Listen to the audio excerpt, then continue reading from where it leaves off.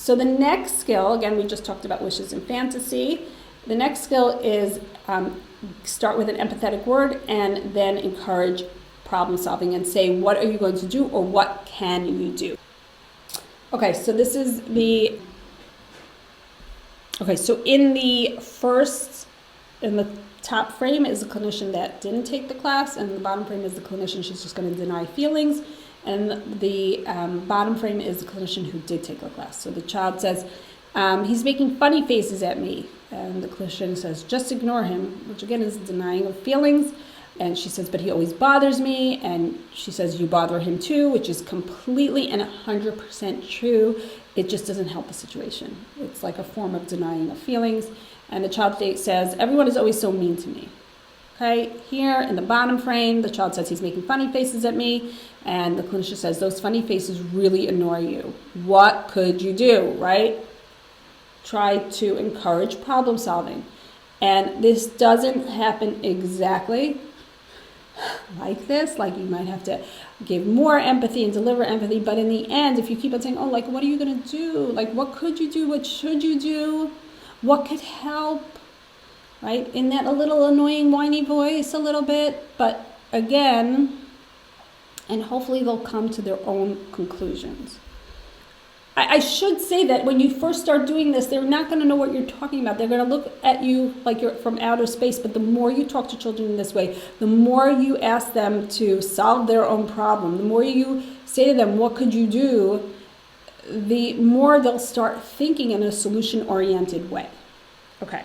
So this skill, empathy plus encourage problem solving, encourage children to come up with their own solutions to their problems, and empowers children. It shows you have confidence in them. They learn that they have the ability to fix their own problems, because the message that you're really giving over when you say, what could you do is, or what could you do, or what should you do, or how could you solve this, is again, you're capable. You're a capable person. You are quite competent, and you could come up to your own solutions to your own problems. And again, this builds competency. It's a fantastic life skill.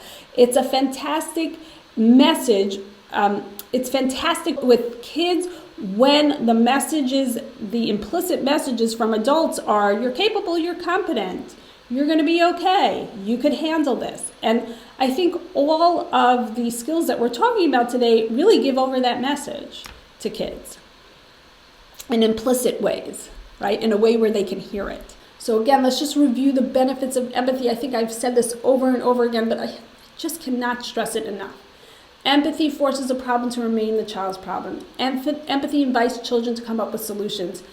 It shows respect for children's feelings. It opens up the channels of communication. They will be more likely to come to you with their problems.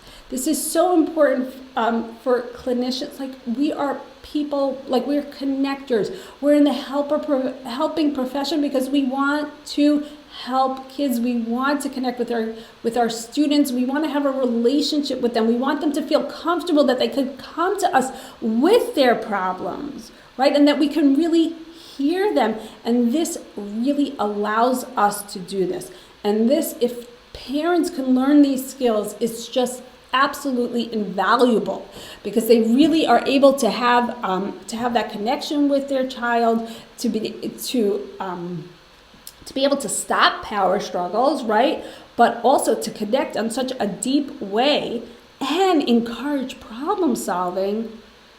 It's priceless. So that's why I call this an uber skill, or a super skill, because it's so important and it has so many benefits. So we need to know that we can use praise, and we can use it to encourage, to motivate, and to increase positive behavior in children. But we want to be very careful with what praise we use.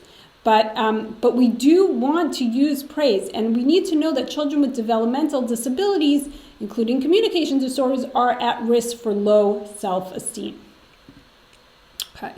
So, and I think also one of our responsibilities, sometimes we sort of forget about it? I don't think we do, but it's good to remind us here that one of the responsibilities of ours as an SLP, that as a result of therapy, the client will have a more positive view of self. And using praise effectively is one way to achieve that goal. Okay, so what's the problem here? Well, I know how to praise, right? I could praise and praise kids. I could say good job. I could say terrific work, right? I could say good boy or you're the cutest, right? But that's praise that we don't want to use. That's evaluative praise. So what happened is in the 1970s, there was the whole self-esteem movement where before that, I don't think kids were praised. But in the 1970s, educators started talking about the need to improve a child's self-esteem, and one way we could do that is by praising them with this type of evaluative praise. Good boy, great job, right? You're so smart.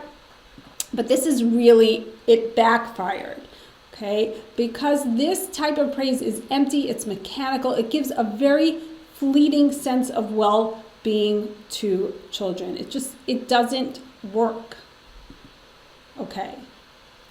Instead, we really want to use descriptive praise. I should say that evaluative praise makes kids feel more insecure. So if you say good job and they're like, well, did I really do a good job? And we use it so often that it doesn't even mean anything anymore to kids. So again, we want to use this descriptive praise, telling children what they specifically did to earn praise, right? You figured out how to ride your bike.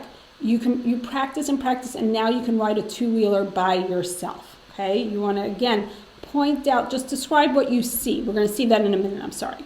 Okay, so let's talk a little bit about evaluative praise and why it's such a problem. Okay, so again, we're going to do this exercise to help us see how it feels when somebody uses evaluative praise on us. Somebody praises us in this way.